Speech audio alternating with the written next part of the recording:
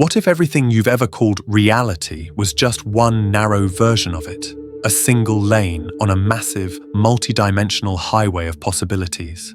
What if the life you're living right now, with all its limits, struggles, and repetitive loops, is just one track you've been tuned into?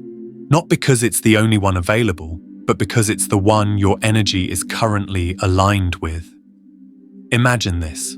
Right beside you, in every direction you can't see with your eyes, but can feel with your awareness, are infinite other realities. Realities where you're thriving, realities where you're free, realities where you've already broken through everything that seems to hold you back right now. And the craziest part? You don't need to create those versions. They already exist. They're real, but you have to shift to meet them. Think of your current reality like a radio station. You can only hear the music that matches the frequency you're tuned into. If you want to hear something new, you don't need to force the current song to change. You change the station. That's what a quantum shift really is. It's not magic. It's not wishful thinking. It's physics. The quantum field is a vast soup of possibility, and it's constantly reading your signal, your beliefs, your emotions, your expectations, and collapsing the version of reality that most closely matches your dominant vibration. Not your desires, not your words, your energy. The reality you experience is just the one your system is aligned with most consistently. You've been living inside a timeline not because it's right or fair or meant for you, but because it's the one that fits the signal you're sending out. That's not good news or bad news, it's just truth. But the power in that truth is massive. Because it means you're not trapped, you're not stuck, you're simply tuned into one song, and there are thousands more waiting for you to choose them. But here's what keeps most people frozen. They think reality is fixed, that what's in front of them is all there is. They treat circumstances like cages instead of reflections. So they chase new outcomes while staying the same person, repeating the same thoughts, reacting with the same fear, telling the same stories. And then they wonder why nothing changes. But the real reason life feels like a loop is because the signal hasn't changed. And until it does, the quantum field keeps reflecting the same version of you over and over and over. Now let's go deeper into the trap that holds so many people in place, even when they want change, even when they're trying. The truth is, most people are not stuck because they lack discipline or willpower. They're stuck because their internal system is still calibrated to an outdated identity. Their frequency is still echoing the past. They've upgraded their goals, but not their baseline energy. So even when they visualize new things, affirm new outcomes, or work toward big dreams, underneath it all, their body is still signaling fear, their subconscious is still wired to expect disappointment, and their emotions still cycle through the same familiar patterns that kept them safe in an older timeline.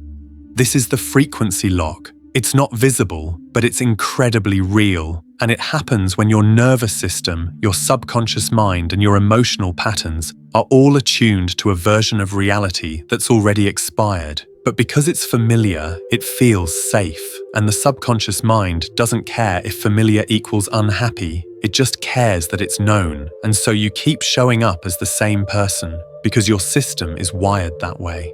You speak about what you want, but your energy is still carrying the memory of what hurt. You try to believe in a new outcome, but your body still tenses when things go well, bracing for the fall. You declare change, but deep down, you're still rehearsing the worst-case scenario. This is the contradiction the quantum field picks up on, not your surface-level thoughts, but your dominant signal.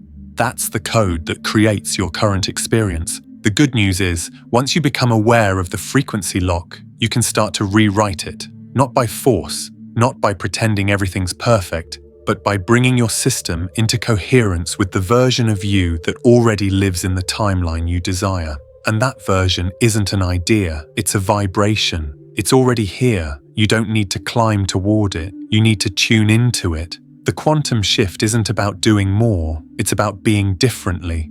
When that happens, when your thoughts, your feelings, and your nervous system begin to speak the same language, reality has no choice but to rearrange itself around you. Not someday, instantly.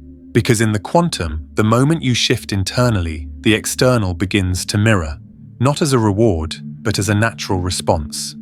You've probably heard the phrase, "You attract what you are, not what you want." But have you really sat with what that means? In the quantum field, your desires don't carry weight unless they're supported by alignment. Wanting more money doesn't mean you're attracting it. Wanting love doesn't guarantee it shows up. Wanting peace, success, or freedom doesn't automatically make those things real. Why? Because in the quantum, the field doesn't respond to your wants. It responds to your frequency, and your frequency is the energetic sum of your dominant thoughts, your subconscious beliefs, your emotional patterns, and your embodied habits. So if you're saying, "I am ready to receive," but deep down you're bracing for disappointment, you're not attracting what you're asking for. You're magnetizing more of what you're actually feeling. This is the silent contradiction that keeps people stuck. You can declare abundance, but if every financial decision fills you with panic, the field picks up on panic, not prosperity.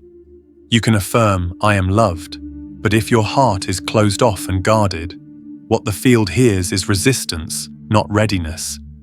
You might even take inspired action, but if that action is fueled by fear, fear of missing out, fear of not being enough, fear of being left behind, then that fear becomes the energetic signature of what you're creating. And here's the part no one tells you. The quantum field doesn't care how loudly you speak your affirmations, how long you meditate, or how beautifully you visualize. It cares about what signal your entire system is emitting consistently, not occasionally, but dominantly. That means your signal is not just what you think, but what you expect, what you prepare for, what you feel safe holding. So if you want to know what you're attracting, look at what you're rehearsing emotionally. Are you rehearsing joy or disappointment? Are you mentally living in a future full of trust or secretly waiting for the rug to be pulled out from under you? This is why you can try everything the manifestation world suggests: affirmations, vision boards, scripting, full moon rituals, and still feel stuck. Because the field isn't reflecting your conscious intentions, it's reflecting your coherence. It's mirroring the signal that your whole being is putting out, especially the parts of you you don't even realize are active. So the real work isn't in trying harder, it's in becoming the version of you who already lives in the reality you're seeking. That version doesn't just want love, they embody openness. They move through life with a relaxed nervous system that's safe enough to receive connection. They speak differently, they expect reciprocity. They walk into rooms not looking for approval but offering presence. The version of you who lives in abundance doesn't just repeat, "I am wealthy." They feel safe being seen. They feel worthy of overflow. They hold generosity in their actions. Their relationship with money is one of trust, not desperation. And the version of you who lives in peace isn't waiting for everything to calm down. They've already chosen inner stillness as a baseline, not a reward. And here's where quantum physics helps us understand what's really going on beneath the surface. In quantum mechanics, there's a principle called the observer effect, one of the strangest and most powerful discoveries in science. It tells us that the act of observation itself influences the outcome. In other words, nothing becomes real until it is observed. Reality doesn't just unfold on its own, it responds to the observer. But here's the twist. You're not observing with your eyes. You're observing with your focus, your beliefs, your energetic presence. Every thought you habitually return to, every feeling you reinforce, every expectation you hold, that's the lens through which you're observing the quantum field. And that observation is what collapses infinite potential into a single outcome. Now, combine this with what we know from neuroscience, that around 95% of your behavior, your reactions, your feelings, and your identity are driven by the subconscious mind. So while you may consciously be trying to create a better life from the 5% of you that's aware and awake, the other 95% is still playing out old emotional codes, inherited fears, and past survival patterns. And that is what's observing reality most of the time. That's the observer the field is listening to. So when people say, "Why isn't manifestation working for me?" the deeper truth is often this: it is working, just not in the direction they want, because the signal coming from their subconscious is more dominant than the signal coming from their conscious mind. This is why you can move cities, change partners, shift jobs, and still find yourself in the same loop, because the frequency didn't change, because the observer didn't shift. You may have rearranged the outside, but the inner lens, the signal that creates the collapse of potential into form, was still tuned to fear or lack or unworthiness, and the field, without judgment, simply mirrored it back. So if you want a different reality, you don't have to force the universe to give it to you. You simply have to become the kind of observer who sees life differently, who expects differently, who feels differently, not once, but consistently enough that the new signal becomes your baseline. And this is where the real shift happens. Not in the external world, not in a lucky break, not in someone else giving you permission. The real shift happens when you reclaim your power as the observer and begin to observe the world, not through the lens of your wounds, your conditioning, or your fear, but through the lens of the future you've already chosen, a future you're no longer hoping for, but living from. Here's the strange truth most people never realize. We stay stuck not because we like where we are, but because it feels safer than the unknown. The old timeline, even when it's painful, frustrating, or limiting, feels familiar, and to your subconscious, familiar equals safe. This is how people get trapped in emotional cages of their own history, not because they aren't brave, not because they aren't trying, but because some part of them has learned, deep down, that staying small, staying in the loop, staying where it's predictable, means survival. It's not logical, it's biological. Your nervous system would rather repeat a known discomfort than risk an unfamiliar expansion. It would rather stay in a storm it understands than step into a clear sky it's never seen. And so, unconsciously, you keep reinforcing the same timeline, not because it's right for you, but because your system has been conditioned to recognize it as home. That's where resistance comes in. Resistance isn't just procrastination or laziness. It's a protective mechanism. It shows up when you get close to change. It's the hesitation before the leap, the overthinking before the decision, the sudden fatigue when you finally have time to act. It's the voice in your head that says, "Be realistic," or "What if it doesn't work?" or "You're not ready yet." Resistance will disguise itself as logic. It will feel like a warning, like intuition, like caution. But what it really is a test of whether your system is still loyal to the past or open to the unknown. And it's not there to punish you. It's there because your body, your emotional chemistry, your habitual responses, your identity hasn't yet felt safe inside the frequency of the new timeline. So every time you move toward it, the old version of you resists, not out of weakness, but out of habit. You might be thinking, "But I want change. I'm ready." And you are. But wanting isn't the same as embodying. You have to make the new frequency feel more safe than the old one. You have to train your nervous system to relax into the vibration of abundance, love, freedom before those things show up. Because if you don't, you'll keep unconsciously sabotaging the shift. You'll chase change, but retreat when it arrives. You'll start new habits, but slip back into old behaviors. You'll crave the new timeline while feeding the old one, energetically, emotionally, chemically. And this is why transformation so often feels like a war with yourself. Because it is. It's a war between who you've been and who you're becoming. And that war doesn't end with willpower, it ends with coherence. To change timelines, you must stop trying to fight the old one and start becoming the frequency of the new one. Not someday, not when the conditions are perfect. Now, because the quantum field doesn't wait for you to arrive, it responds the moment your entire system starts humming at the vibration of the new self.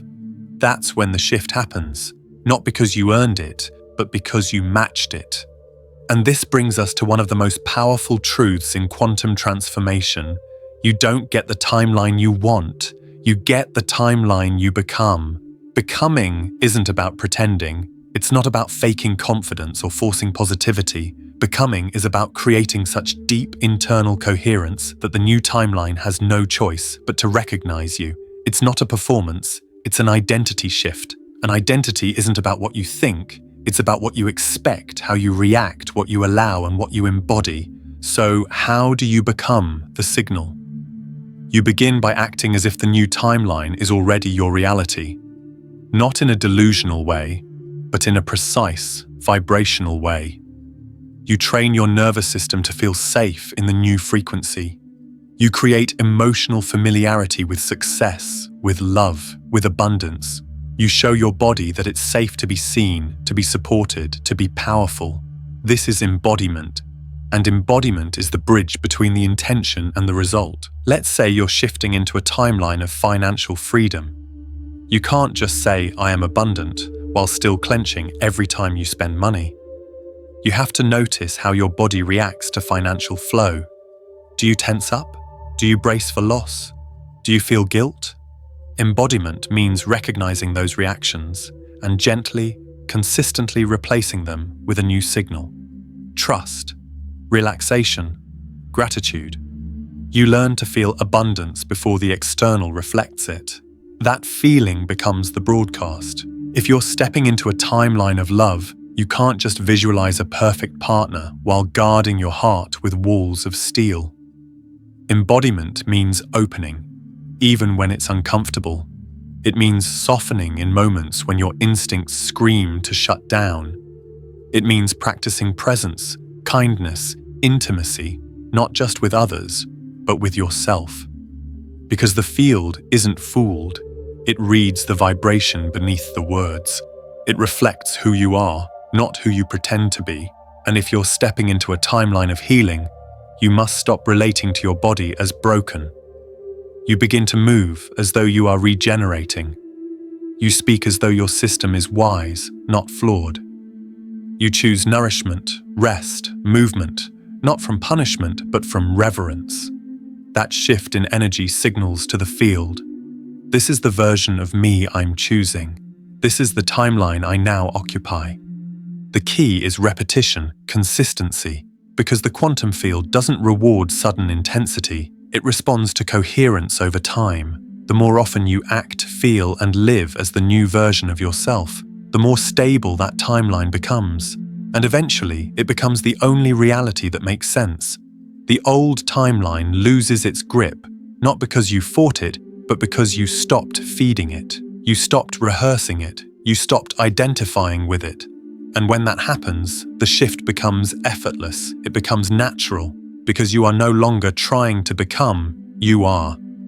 Most people think change happens in the mind, that if they can just think positive thoughts, repeat the right affirmations, or set clear intentions, reality will eventually catch up. But here's the deeper truth. The mind might spark awareness, but it's the body that actually changes the frequency. Your body is the tuning fork. It holds the signal. It sends the broadcast. And if your body is still wired for fear, lack, tension, or defense, it doesn't matter how many vision boards you make. The field will respond to the vibration of contraction, not the intention of expansion. This is why the missing piece for so many people is embodiment. Embodiment isn't just a buzzword or a spiritual cliché. It's the mechanism through which reality begins to shift. It's what happens when your thoughts, emotions, posture, breath, and behaviors are all aligned with the same frequency. When your system starts to live the reality you're choosing before there's external evidence of it, that's when the field says yes. Not because you forced it, but because you matched it. Think of it like this. If you say, "I am confident," but your shoulders are slumped, your jaw is tense, and your inner dialogue is doubting every step you take, then the field hears contradiction. But if you shift your breath, lift your posture, speak from groundedness, and act from clarity, not perfection, just coherence, then the frequency becomes clean. The message becomes clear, and the field reflects that clarity. This is embodiment. It's not about pretending you're someone you're not. It's about fully becoming the version of you who already lives in the reality you want. And the only way to do that is through action, through sensation, through presence, not just thought. Let's make it real. If you're trying to shift into an abundance timeline, embodiment doesn't mean you go out and recklessly spend money you don't have to prove a point. It means you regulate your nervous system around financial flow. You breathe deeply when scarcity thoughts arise instead of spiraling into panic. You notice where your energy tightens around money and you soften. You stop feeding the story of not enough and start practicing the feeling of sufficiency, even with what you have.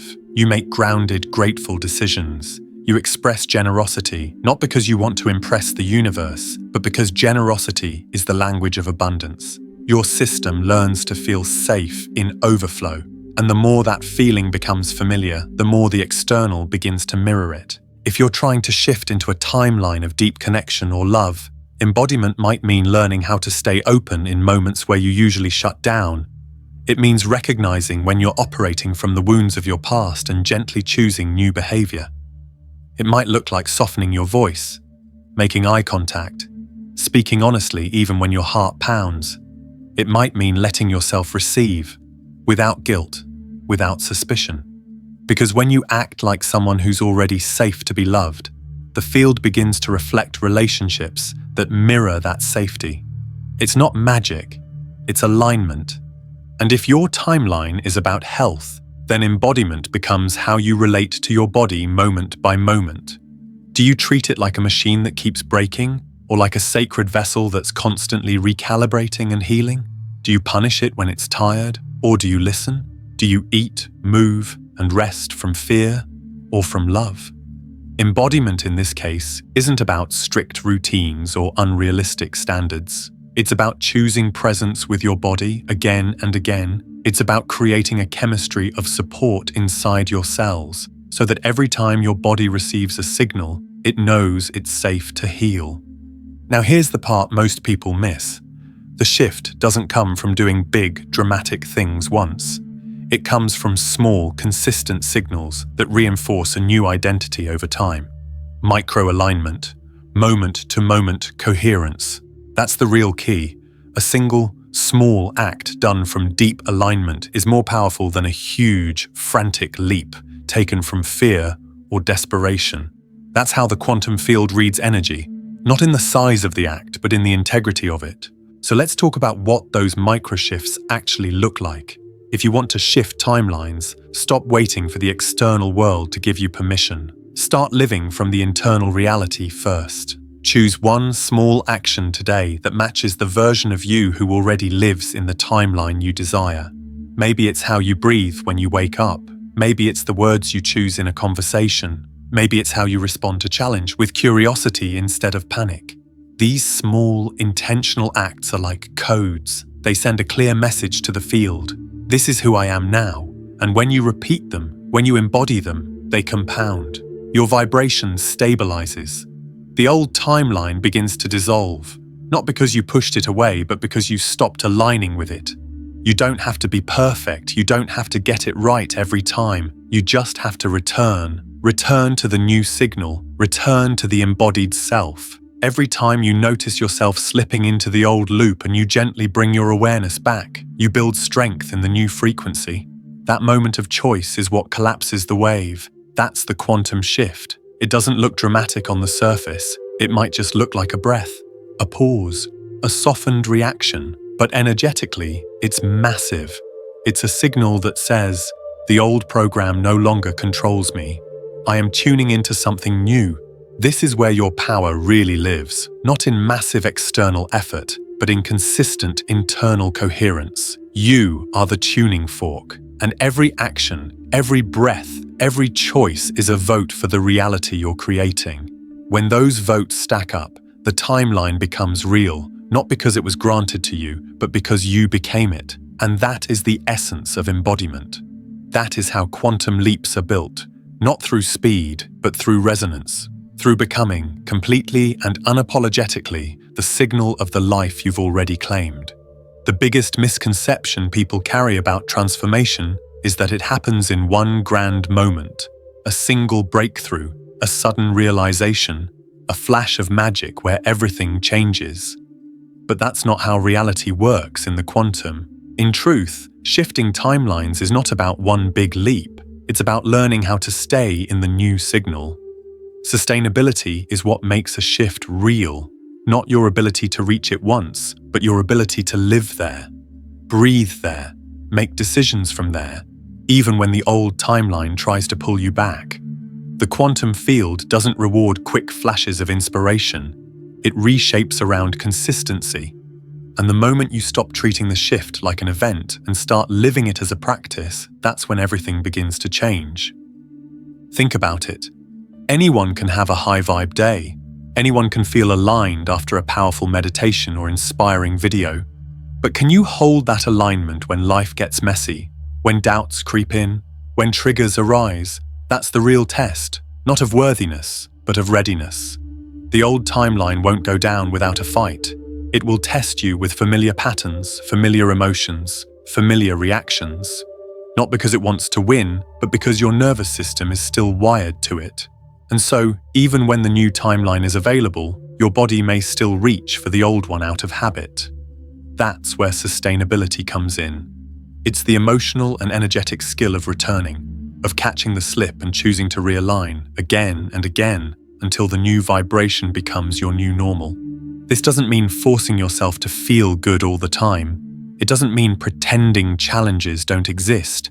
It means building the capacity to notice when you've fallen into the old pattern and then gently guide yourself back, not with judgment, but with love. Because every time you do that, you make the new timeline stronger.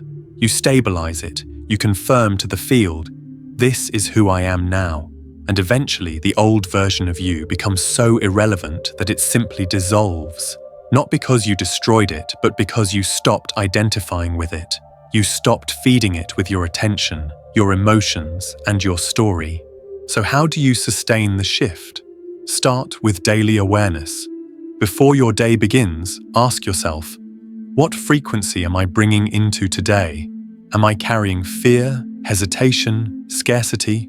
Or am I choosing trust, openness, and flow? That question alone sets a tone. It tunes your system before the world can pull you off course. And then, throughout your day, keep checking in. Not obsessively, but intentionally. Micro-align. If your desired timeline is about abundance, then when you make a decision, ask yourself, am I acting from trust or fear? If your timeline is about love, ask, am I opening or protecting? If it's about health, ask, am I nurturing or neglecting? These questions aren't about morality. They're about frequency. They help you track whether you're aligned with the version of you who already lives in the life you say you want. And when you get triggered, because you will, breathe, ground, return. Don't try to override the emotion. Don't shame yourself for slipping. The quantum doesn't punish imperfection. It responds to energy. And the energy of someone who can return to coherence is more powerful than the energy of someone who's pretending to always be there. Each return strengthens the signal. Each act of alignment reinforces the shift. Now add symbols and reminders to your environment. Numbers, mantras, images, anything that anchors your nervous system to the new identity. These aren't just decorations, they're stabilizers. When you see them, your system remembers, oh right, this is who I'm becoming.